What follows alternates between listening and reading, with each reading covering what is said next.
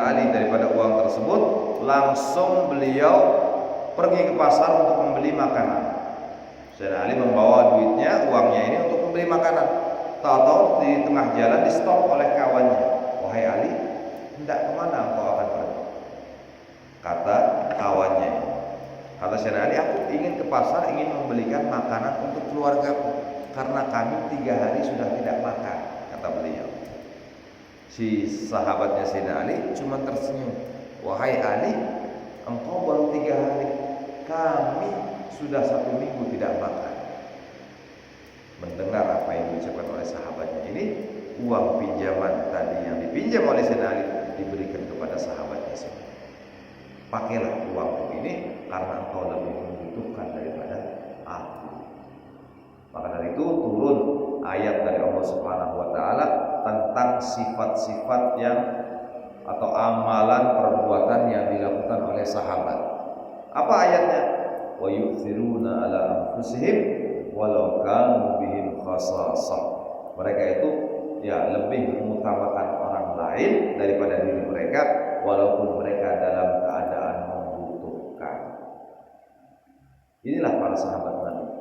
Bahkan ada sahabat yang tatkala di medan peperangan terluka dan ingin wafat, tatkala meminta air, didatangkan air untuk diminumkan kepada dirinya, yang ada di sebelahnya terluka juga minta air.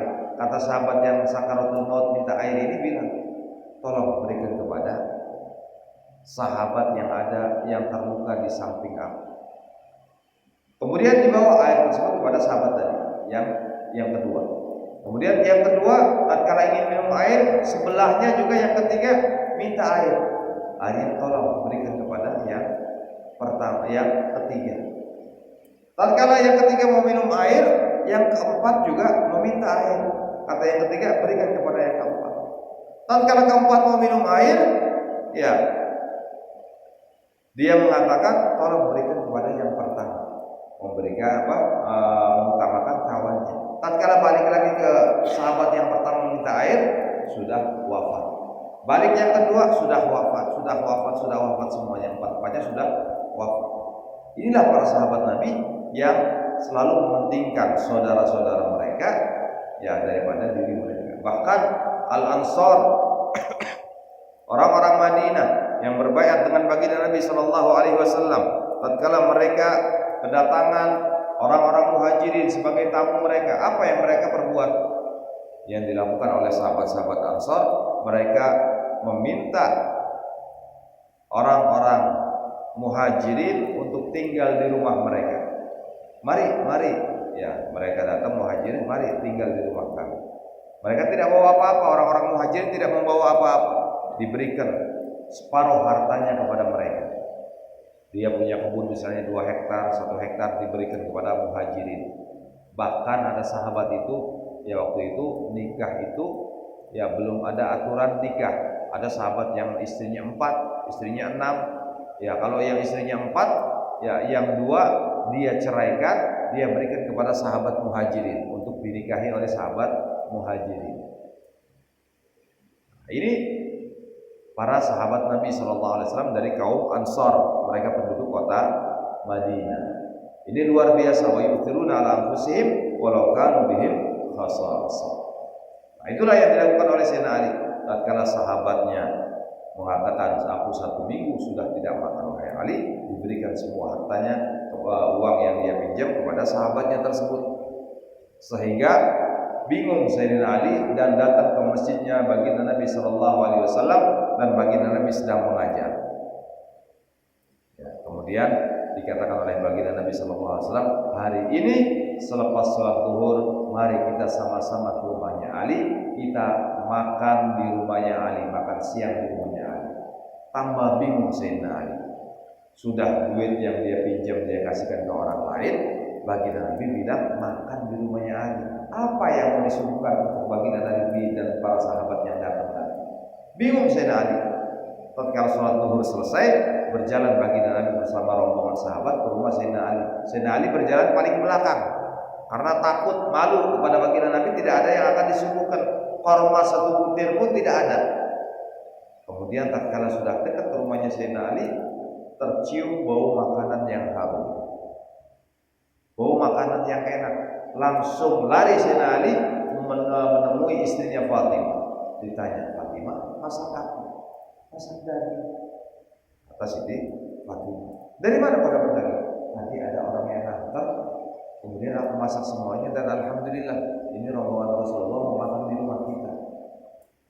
Disuguhkan oleh Sayyidina Ali ya apa yang dimasak oleh istri beliau Siti Fatimah, kemudian makan. Para sahabat Nabi dan Nabi SAW makan bersama mereka.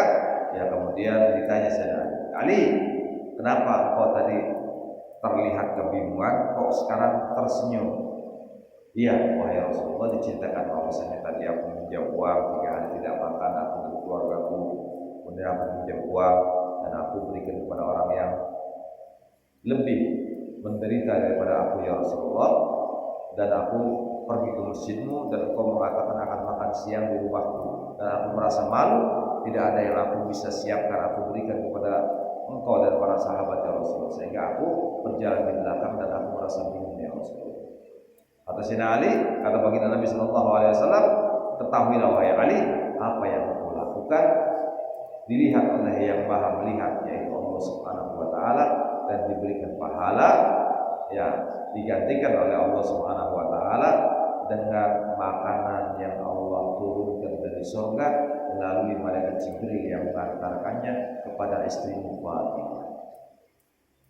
Ini para sahabat Nabi, mereka lebih mendahulukan urusan atau kepentingan orang lainnya daripada kepentingan diri mereka, walaupun mereka dalam keadaan membutuhkan.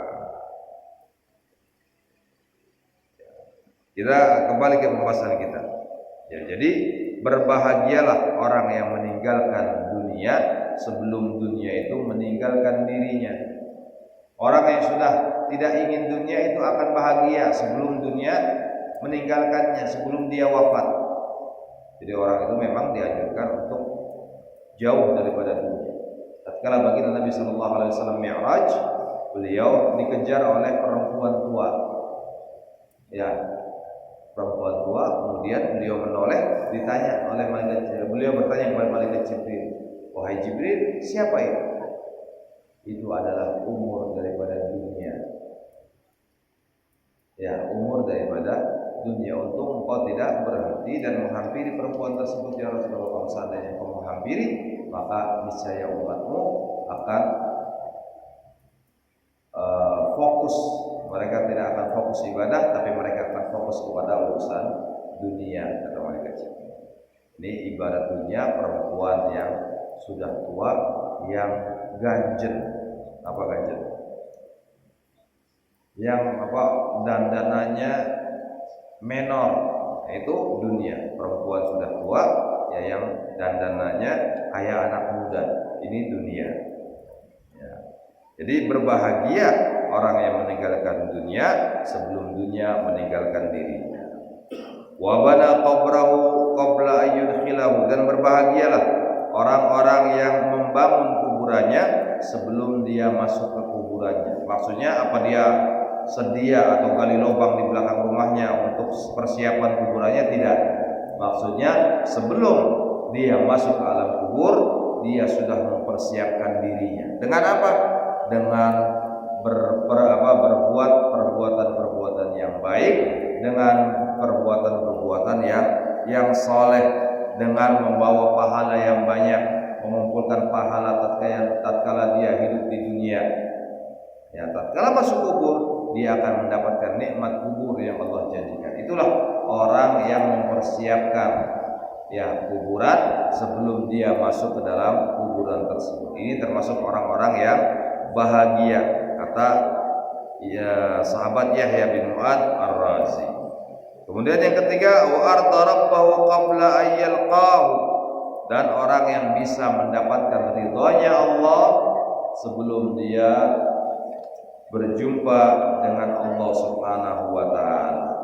Ya, yaitu orang-orang yang bahagia adalah orang yang bisa tekun ibadah kepada Allah sehingga Allah ridho kepada dirinya, dan juga ya sebelum dia berjumpa dengan Allah Subhanahu wa taala sebelum dia wafat dan sebelum dibangkitkan di hari kiamat. Jadi berusaha di dunia, berusaha mendapatkan ridhonya Allah dengan banyak beribadah kepada Allah Subhanahu wa taala, sehingga nanti tatkala dia berjumpa dengan Allah Subhanahu wa taala, dia sudah mempersiapkan dirinya dan Allah ridho. Dan tatkala Allah ridho kepada mereka, ya mereka akan dimasukkan Allah Subhanahu wa taala ke dalam surganya. Tidak mungkin Allah Subhanahu wa taala tatkala ridho kepada seseorang, Allah akan meletakkan menaruh orang tersebut atau meletakkan orang tersebut di dalam neraka. Tidak mungkin. Kita juga demikian. Tatkala kita sayang kepada seseorang, maka ya kita akan berikan yang terbaik untuk orang tersebut. Kita sayang kepada keluarga kita, kita berikan yang terbaik untuk keluarga kita. Kita sayang kepada anak kita, kita berikan yang terbaik untuk anak kita. Kita sayang kepada istri kita, kita berikan yang terbaik untuk istri kita. Nah, itu apabila orang itu mendapatkan ridhonya Allah Subhanahu wa taala, maka dia akan ditempatkan oleh Allah Subhanahu wa taala di dalam surganya. Mudah-mudahan ya kita semuanya termasuk golongan orang-orang yang diridhoi oleh Allah Subhanahu wa taala, dan kita berusaha untuk bisa menggapai ridhonya Allah sehingga kelak kita bisa dimasukkan ke dalam surganya Allah Subhanahu wa taala bersama Sayyidina Muhammad sallallahu alaihi wasallam. Amin amin ya rabbal alamin. Ya Rabb